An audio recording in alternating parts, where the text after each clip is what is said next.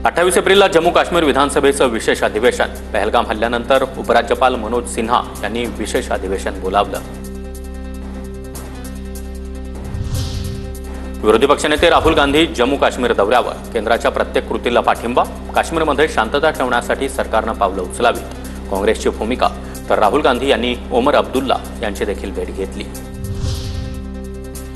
जम्मू काश्मीर दौऱ्यावर असलेल्या राहुल गांधी यांनी पहलगाम हल्ल्यामधील जखमींची भेट घेतली। महाराष्ट्रातील सुबोध पाटील यांच्या प्रकृतीची राहुल गांधी यांच्याकडून विचारपूस। भारतावरील दहशतवादी हल्ल्याच्या अमेरिकेकडून निषेध। राष्ट्राध्यक्ष डोनाल्ड ट्रम्प यांची पंतप्रधान मोदींसोबत चर्चा।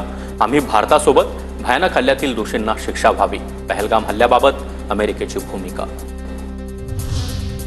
दहशतवादी हल्ल्यानंतरही पहलगाममध्ये पर्यटक येण्यास सुरुवात। काश्मीर सुरक्षित आहे, इथे कुठेही हिंदू मुस्लिम वाद नाही। कलकत्त्यावरून आलेल्या पर्यटकांची TV9 मराठीला प्रतिक्रिया। पहलगाममध्ये दहशतवाद्यांच्या हल्ल्यामध्ये एका काश्मीरी मुलानं पर्यटकाच्या बाळाला वाचवलं। गोळीबार सुरू असताना बाळाला कडेवर घेऊन जात हल्लेखोरांपासून दूर नेल्याचा व्हिडिओ समोर। पर्यटकांचे जीव वाचवणाऱ्या नजाकत भाईंचे भाजपच्या नेत्यांना आभार मानले। नजाकत अली यांनी स्वतःची पर्वा न करता पर्यटकांचे प्राण वाचवले। भाजप नेते अरविंद अग्रवाल यांची पोस्ट।